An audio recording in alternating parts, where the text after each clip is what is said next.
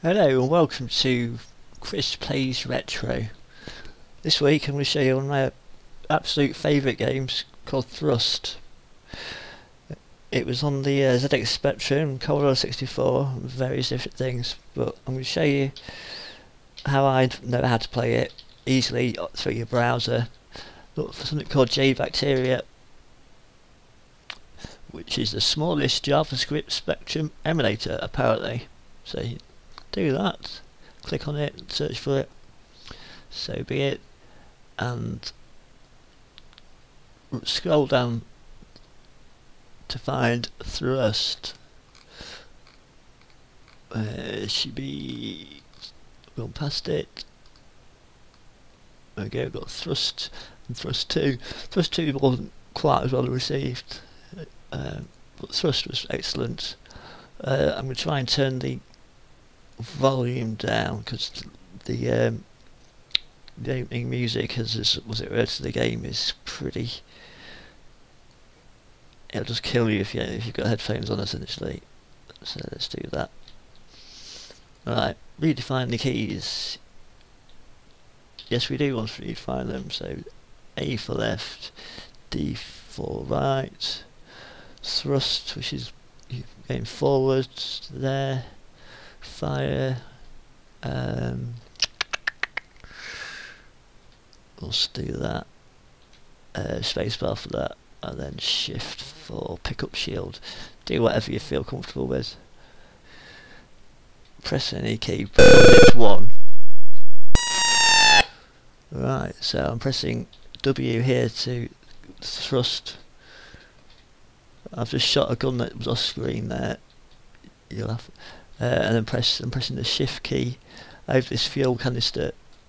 It does your shield and also picks up fuel at the same time. There we go, I've picked up some fuel out of that canister because your fuel's at the top right here. You need to keep that in positive. Once you run out of fuel, you're absolutely boned. There's no. Then press the shift shield button to let's not have a shield an update. These are reactors. This is the reactor that I'm about to shoot at. That deactivates guns and things, the defences on the planets. If you can destroy them by shooting them probably, I don't know, 10 or dozen times, the entire planet will blow up after a delay of about 10 seconds. You get a double bonus for doing that. But the trick is that to kill them whilst also having rescued this pod, which is what to do. These pods there, the primary mission is just to do that. But when you've got both of you, you've got a combined inertia, the ship and the pod together have a combined inertia. So it's like having a dumbbell effect. So it makes life a lot. Perhaps making this look quite easy, but I assure you it isn't. But that's the appeal for me of the game. Say quite easy. They're losing things there. I'm gonna die here, aren't I? No, I keep. There we go. I've shot it enough times. Now it's counting down. Like I said, you've got to zoom away to space. There's probably 2 or 3 screens out of the planet. So I've shot that a few times. I'll try and shoot it a few more times because there's some guns down here, and I want to have them not firing at me for as long as possible. There we go, killed them both. If I hadn't have shot that reactor on the surface there, they would have made my life a lot more miserable. There we go. And then, oh,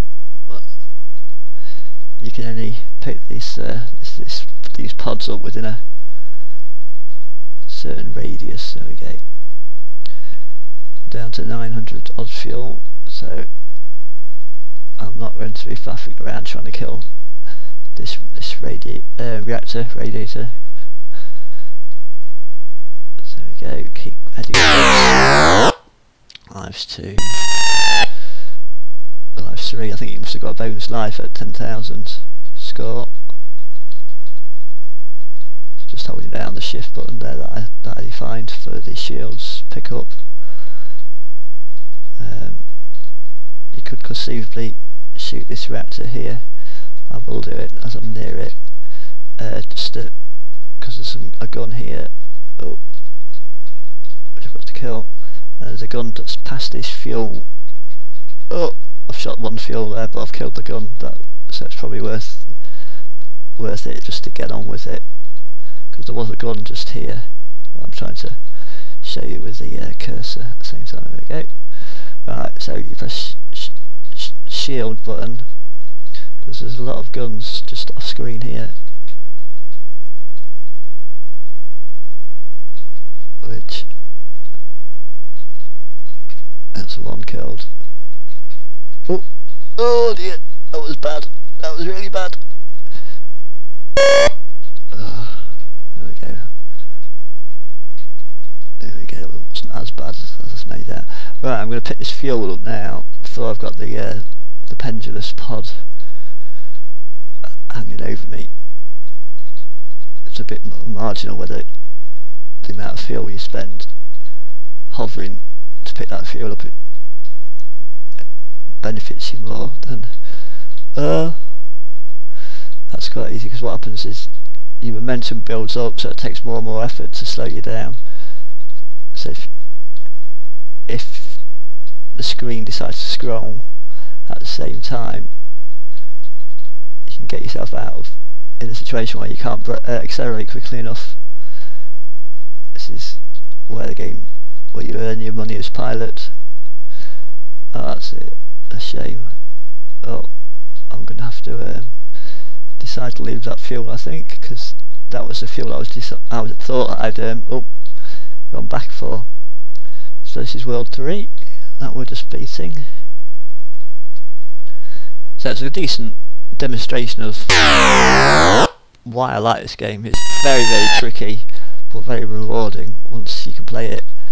I'll see how far I can get on these 2 lives, but if you complete all the planets, I think it's probably about 8 or 10, then you have to do them again, but with reverse gravity, where instead of falling you rise upwards. And if you can manage to somehow beat all of those planets, which I have done once in reverse, then everything becomes invisible, so you can't actually see any of the scenery until you press fire.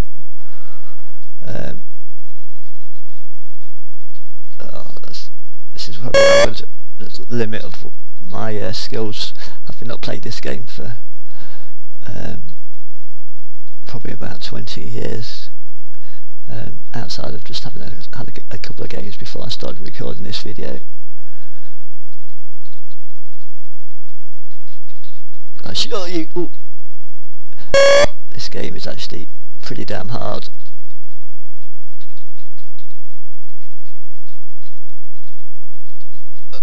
Son of a gun. Did we get it? Yeah. No! Dead. Balls. Play this game, it's excellent. It's been Minglord. If you like this sort of thing, think about subscribing to Minglord, like so, on YouTube. Thank you very much. Thanks for watching.